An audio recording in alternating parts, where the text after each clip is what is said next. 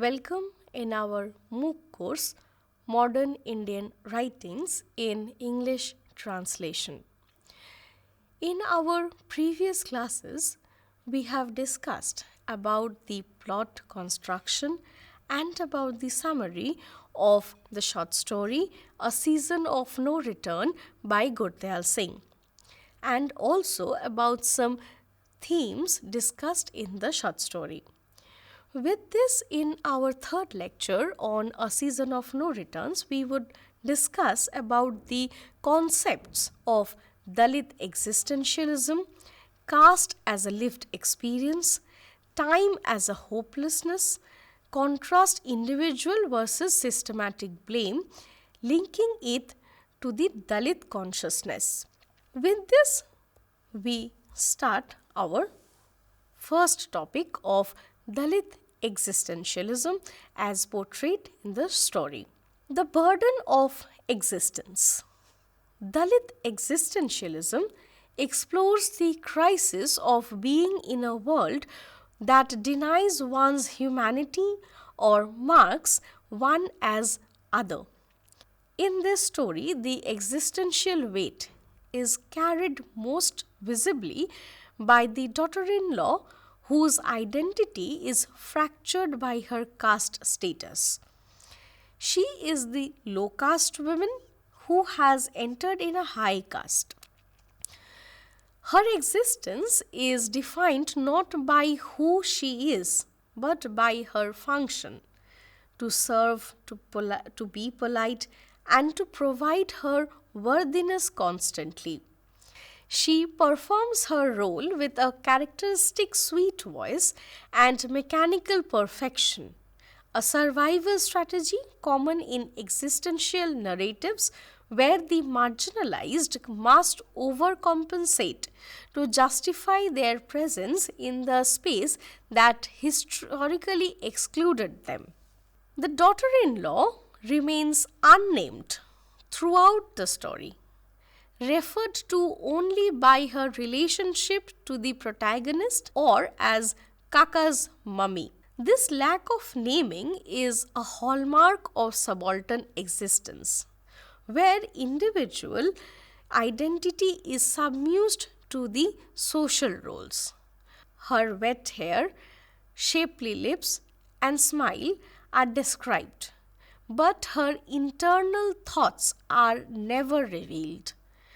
She exists entirely through the gaze of Kauri, the mother-in-law.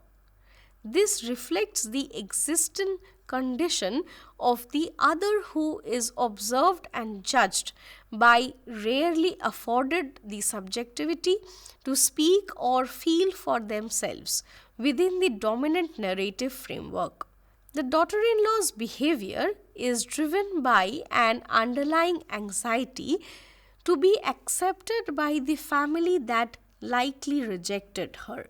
She attends to Kauri's need much before she could even spell out for her wishes. She insists on keeping Kauri comfortable in the hospital, refusing to let her sleep on the floor. This hyper-attentiveness is not just affection. It is an existential defense mechanism.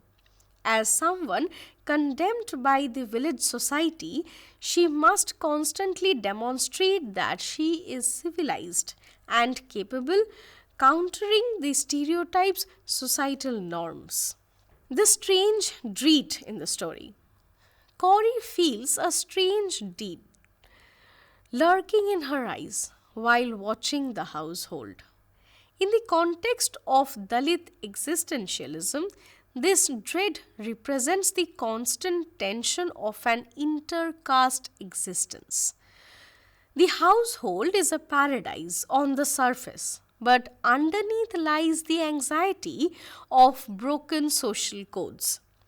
The daughter-in-law's tip-tap of chappals triggers Kauri uneasy, symbolizes the friction between the old order and the new.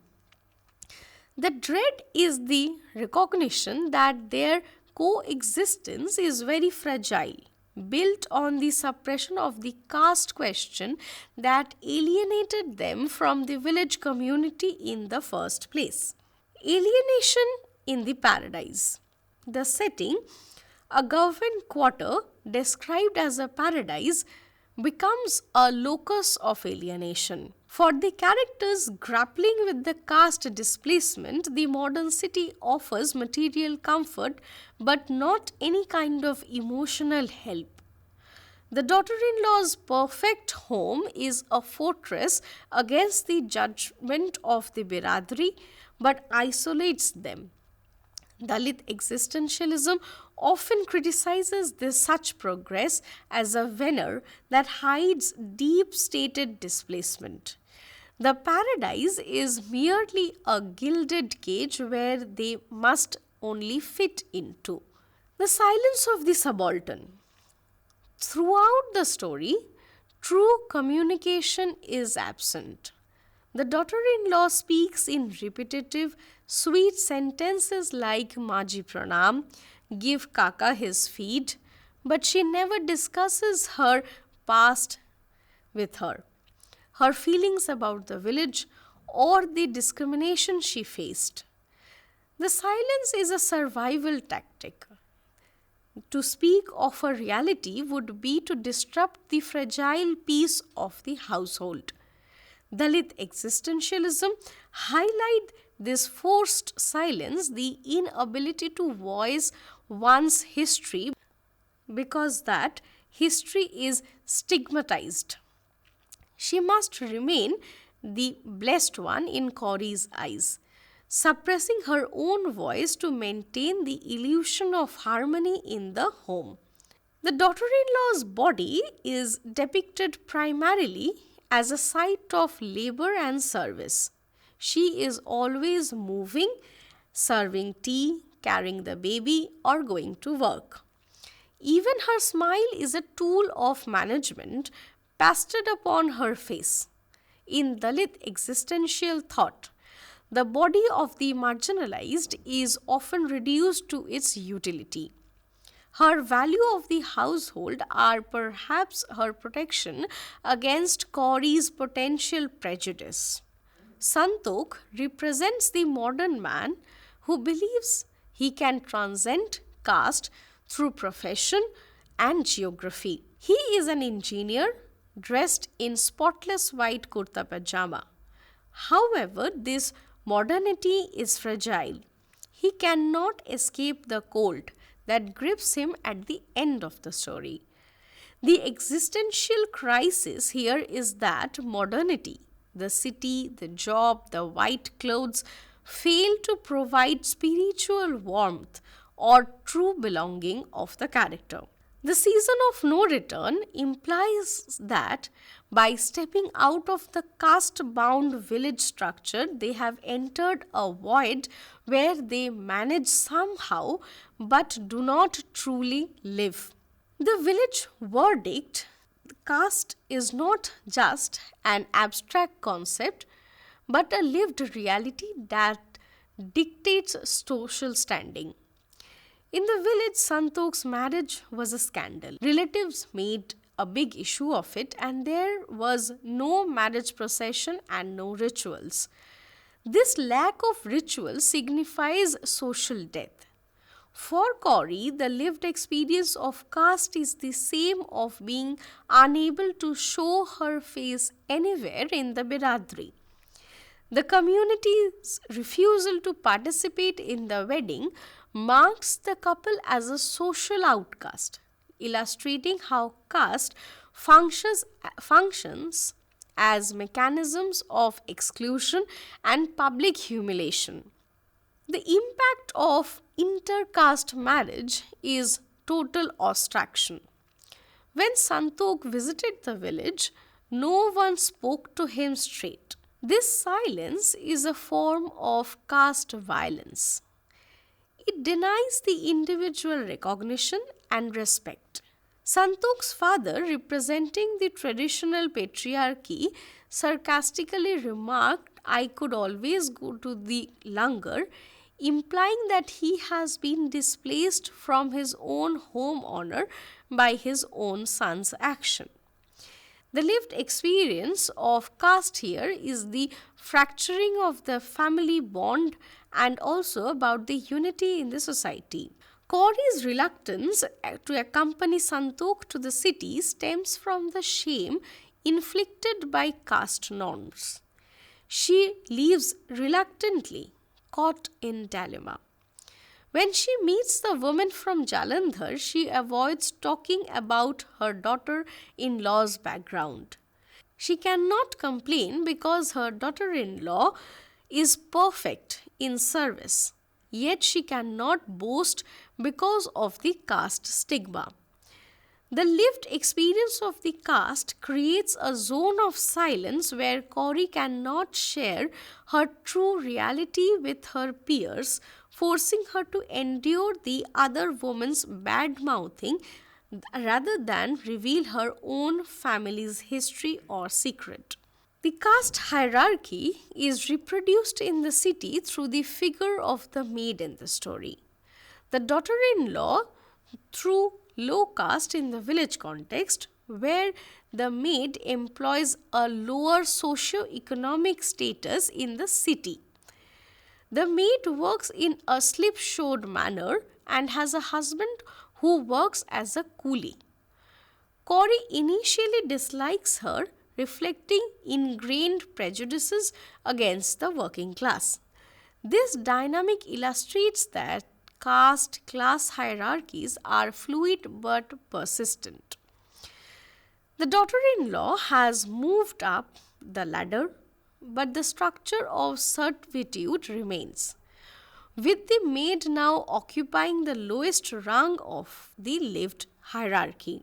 Deep seated caste behaviors manifest in subtle ways. Kauri's hesitation to touch the unwashed dishes is ostensibly because she is forbidden from working, but it also echoes traditional taboos about purity and pollution. In the village, handling someone else's leaving is a caste coded act, while the son frames it as Maji, you must never do such a thing. To protect her from labor is also reinforces a separation. For Kauri, the city is a foreign land, not just geographically but culturally as well. It is a space where caste rules are suspended or invisible, which disorients her. In the village, everyone knows their place. In the city, neighbors mix, and a low caste woman can be a college teacher. This disruption of the caste order makes the environment feel strange and unfamiliar. The lived experience of caste for Kauri includes the confusion of navigating a space where the traditional markers of identity and hierarchy have been stripped away, leaving her without a compass. The physicality of difference. Kauri contrasts her city daughter-in-law with Gyana's wife in the village. Gyana's wife has a dung cake-like face, loud, robust voice. This physical description is coded with caste and class markers of the agrarian laborer. In contrast, the city daughter has shapely lips like petals of roses. The lived experience of caste is inscribed on the body. The village woman bears the mark of manure, labor, and earth, while the city woman bears the mark of refinement and leisure. Kauri's nostalgia for the soiled reality suggests the longing for the visible, familiar caste order that she understands. Decodes cyclical time as hopelessness. The story depicts time as a suffocating loop. Every morning begins exactly same way. The daughter-in-law enters at 6 a.m. with tea and repeats the very same line. This repetition is not comforting. It is mechanical. It signifies a life trapped in a routine. For the characters, especially the women, the cyclical time represents a form of hopelessness where no progress is possible. The day is scripted and follows a routine maintained by Santok and his wife. The feeding of the child is strictly regulated by the clock at exactly 30 minutes past 6. Santok brings the child at exactly 30 minutes past 7. The mother demands the feed. This precise, repetitive scheduling strips the act of caregiving of its emotional depth. It becomes a task that has to be done. The title, A Season of No Return, and the text emphasizes the lack of seasonal change in the city. Santok explains that the season always remained the same due to the sea. Corey finds this sameness very disturbing as she misses the unbearable hot and cold in Punjab. This static weather mirrors the emotional stagnation of the household. Time flows, but nothing changes. This is the temporal dimension of their hopelessness, an eternal, unchanging present that offers no relief, no variation in the life of the characters. The repetitive questions, conversation in the household is caught in a hopeless cycle of repetition. The daughter-in-law asks the same old question every day. Corey gives the same answer. The characters are talking past each other, stuck in a loop of the lack of genuine communication. Cyclical time here signifies the breakdown of language and relationship. They are unable to move the conversation or live their lives forward. The phrase past 1 year or past 3 months recurs, emphasizing the durability of this stagnation. Corey has been hearing the same words for years. The daughter-in-law has been saying the same for the months. This measurement of time highlights endurance rather than living. Corey's insomnia disrupts the natural cycle of the rest. She lies wide awake since before the dawn and hasn't known sound sleep for a week. The cycle of day and night has lost its repetitive power. Night brings dreams of her village that wake her up, drenched in perspiration. The hopelessness of cyclical time is internalized in her body. She cannot sleep because in her mind she is trying to escape the concept of the modern city. No exit from modernity. Ultimately, the cyclical time represents the trap of modernity itself. The official quarter, the scooter, the schedule, feeds, that is modern life they strove for. Yet it is experienced as a constant buzz and a roar that makes her heart jump. There is no exit from this noise and routine. This hopelessness is the realization that paradise is just a well-oiled machine and nothing else. The characters are cogs in the machine, rotating endlessly. Corey's departure is the only way to break the cycle. But for those who left behind, the season of mechanical existence continues without any end. The another topic of the story is contrast individual and the systematic blame. Santok in the story appears to be the individual responsible for his mother's displacement. Yet the story frames him as a victim of systematic pressure. He is a wonderful son who brings medicine and defends his marriage. However, the system of modern urban life, nuclear families, dual career, makes it impossible for him to care for his mother. It is easy to blame the daughter in law for Corey's unhappiness. Her cold efficiency, her tip tapping chuckles. However, she is navigating a systematic minefield.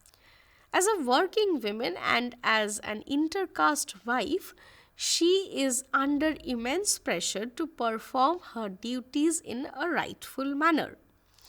Her strict schedule is responsible for systematic demand of a job and the need to run a household without the support of joint family structure. The maid's situation perfectly illustrates the systematic blame. Her husband squanders earnings, forcing her to work. Individual blame might target the husband's irresponsibility or the maid's slipshod work. However, the root cause is systematic poverty and gender inequality. She is mother of 5 children with a husband who works as a coolie. The economic structure forces her into a domestic servitude. Corey initially dislikes her, which is an individual blame, but later sympathizes with her, which is a systematic understanding. Realizing that the mate is trapped in the circumstances beyond her control, just like Corey herself. The conflict over the marriage is often framed as an individual rebellion, Santokh disobeying his parents, but it is actually a systematic clash. The Biradri system cannot accommodate the marriage because it threatens the caste structure. The relatives' refusal to attend in a systematic sanction, just not personal spite. Santokh's father, blaming the son, "You do whatever you wish for," personalizes a structural issue. The tragedy is that estrangement is the collateral damage of a rigid social system that refuses to bend. The conflict over housework highlights the systematic issues. Corey wants to wash the dishes to feel useful. The couple forbids it. This seems like individual care. However, from a systematic shift in the value of the elderly. In the village system, an elder's value is in leadership and contribution. In the modern urban system, the elder is a dependent to be managed and kept idle. By enforcing leisure, the couple inadvertently dehumanizes her. The blame lies in the modern concept of retirement and care, which strips individuals of any kind of agency. Santokh whispers to his wife, "Even I can see the problems it will create." Regarding his mother's staying, he frames his mother as a problem. However, the mother is only a problem because the system of the house is too rigid to accommodate her. The problem is the lack of space, lack of time, and lack of community in the society. By labeling her presence as the issue, they absolve the system that makes multi-generational living impossible. They choose the system that made the routine over the individual, the mother, revealing the ruthlessness of the modern social contract. Dalit consciousness involves a heightened awareness of hierarchy, exclusion, and survival. In this story, this consciousness links the daughter-in-law and the maid. Both are working women navigating a patriarchal and class-conscious world. The daughter-in-law, once condemned as a low caste, now employs a maid. This complicates Dalit consciousness. The oppressed becomes the employer. However, the slipshod work of the maid and the low caste origin of the mistress suggest a shared genealogy of struggle. Corey possesses a latent form of consciousness regarding inequality. She is acutely aware of the low caste status of her daughter in law and the poverty of the maid. While she is not Dalit, her displacement in the city forces her into a subaltern position, silenced, powerless, and dependent. Dalit consciousness often involves resistance through silence or non engagement with oppressive structures. The daughter in law does not engage in the village gossip or try to win over the biradri. She builds her own world in the society. This is an act of resistance. Similarly, the maid's gibberish and rushing off can be seen as a resistance to the demands of her employer. They refuse to perform the traditional roles of subversience expected by Kauri. For Dalit and working class characters like the daughter in law, the maid, labor is the central code to identity. Kauri, coming from a land owing and higher status background, views labor as something to be done by others or a specific duty. For the daughter in law, labor is survival and legitimacy. She works as in a college, works at home, and manages the maid. Her consciousness is shaped by the necessity of labor. Kauri's inability to work in the city creates her existential crisis. The story links consciousness to the ability to labor. Without it, one becomes a ghost, as Kauri does. Finally, the story universalizes the subaltern experience. Kauri, though likely belongs from upper class, becomes the Dalit in the city, voiceless, displaced, and dependent. Her experience of being the other by the modern machinery allows the reader to understand the existential alienation central to Dalit consciousness. The cold that Santokh feels in the chill of the society that has lost its human warmth in favor of hierarchy and efficiency.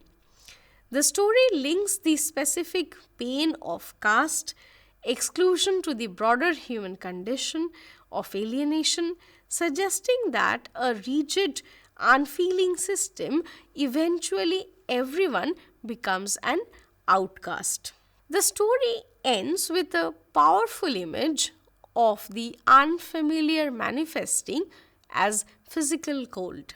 After Kauri leaves, Santokh returns to the house and feels so cold that his teeth started chattering, despite there being not a trace of a cloud. This coldness is unnatural. It is a physical manifestation of the emotional void left by the mother's departure and the guilt of the son. The city, which was supposed to have a moderate climate, suddenly turns freezing. This suggests that the unfamiliar space has finally consumed Santokh as well. He is left shivering in the artificial paradise that he has created. The title, A Season of No Return, captures the essence of all these themes. It refers to the specific time Kauri spent in the city, a season that defied the natural laws of seasons she knew. It also signifies that permanent rapture caused by this visit. Kauri can return to the village, but she cannot return to the relationship she once had with her son. Nor can she return to the innocence of not knowing this foreign land. This season has exposed the incompatibility of tradition and modernity, leaving both mother and son isolated in their respective worlds. One in the village dreaming of the past, and other in the city shivering under the two blankets. With this, we end up our discussion on the short story written by Gulzar Singh, namely A Season of No Return. Throughout our three lectures, we have discussed about the summary and also about the storyline of the story, and also we have discussed the themes portrayed by Gulzar Singh and translated by Rana Nair.